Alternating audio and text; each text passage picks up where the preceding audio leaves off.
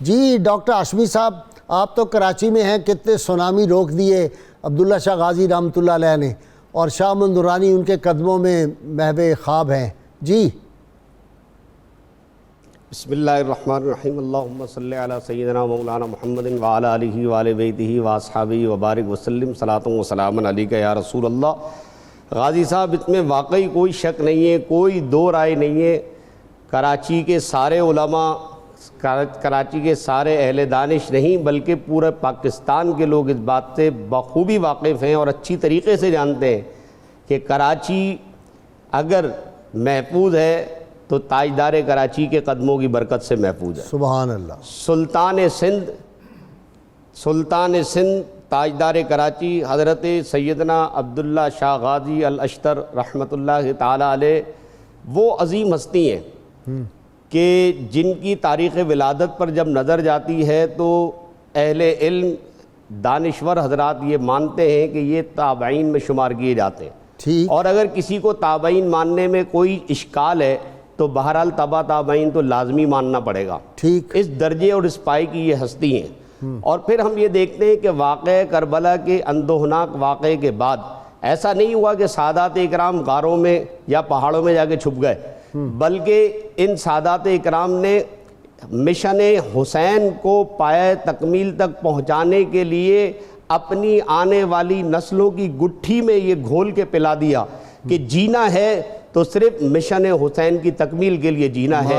حضرت عبداللہ شاہ غازی جب پیدا ہوئے تو پیدا ہونے کے بعد آپ کی عمر دیکھیے، بمشکل 40 اور 45 کے درمیان یہ عمر ہے، اور اس عمر کے اندر جبکہ آپ بھرپور جوانی سے بھرے ہوئے ہیں، اس جوانی کے عالم میں آپ اپنے گھر میں نہیں بیٹھے ہوئے، آپ اپنی دنیاوی زندگی سے استفادہ نہیں کر رہے بلکہ وہاں سے روانہ ہوئے ہیں۔ آپ کے والد صاحب نے آپ کو سندھ کی طرف بھیجا، آپ سندھ تشریف لائے، سندھ میں آپ نے خدمات انجام دیں، اور آپ کے انوار و تجلیات کی برکت سے ایک حلقہ بگوش اسلام ہوا۔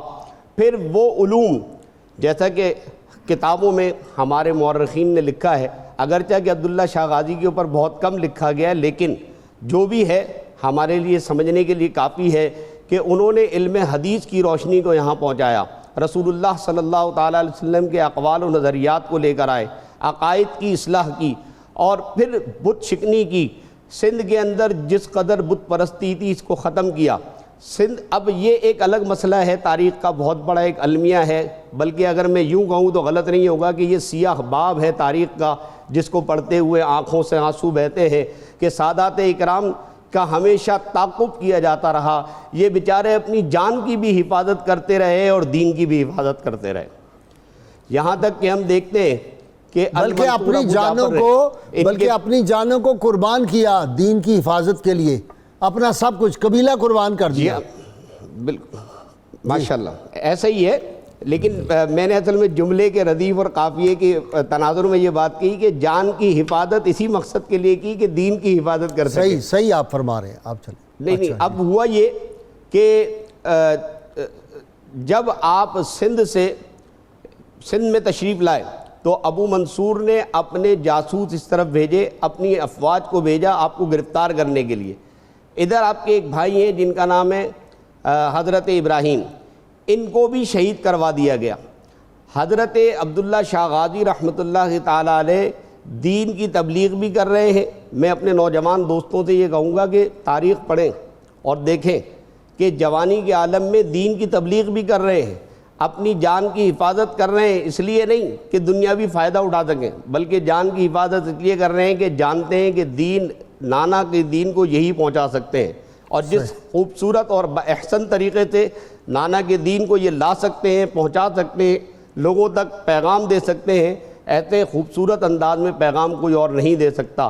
اس طریقے سے ہم دیکھتے ہیں کہ حضرت عبداللہ شاہ غازی الاشتر رحمۃ اللہ تعالی علیہ آپ سرزمین سندھ پر تشریف لائے، اور پھر سرزمین سندھ سے ہجرت کر کے آپ جب کراچی تشریف لائے ہیں تو تاجدار کراچی کی شان یہ ہے، واہ، ایک زبردست بات یاد آ گئی کہ دنیا اس بات سے بخوبی واقف ہے کہ اللہ نے یہ جو کائنات بنائی ہے، اس کائنات کے اندر کوئی بھی چیز اپنی حیت اور ماہیت کو تبدیل نہیں کرتی۔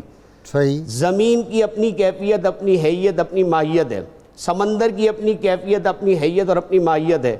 آپ یہ دیکھیں کہ سمندر کے ارد گرد کے جتنے ساحلی علاقے ہوتے ہیں، یہ علم الارضیات کا اصول ہے. اہل علم جانتے ہیں بہت اچھی طریقے سے کہ ساحلی پٹی پر کبھی بھی میٹھا پانی برآمد نہیں ہوتا.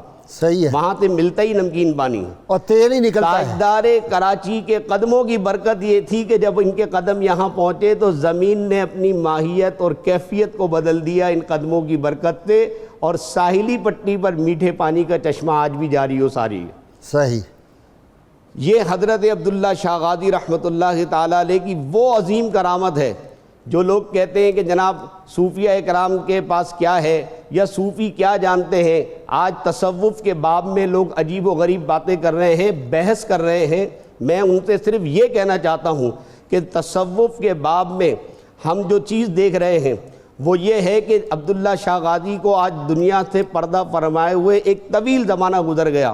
نہ جانے کتنے زمانے آئے، کتنے چلے گئے، کتنے بادشاہ آئے، کتنے چلے گئے، لیکن عبداللہ شاہ غازی کا جو مقام اللہ کی بارگاہ میں ہے، جو مرتبہ اللہ کی بارگاہ میں ہے، اس وقت بھی اسی شان و شوکت کے ساتھ تاجدار کراچی اپنی آن بان کے ساتھ موجود ہے. آج بھی ابھی چند دنوں پہلے یہ پریڈکشن آئی تھی کہ سمندر میں طوفان آنے والا ہے. عبداللہ شاہ غازی کے ہی برکت ہے کہ وہ سمندری طوفان رک گیا ہے.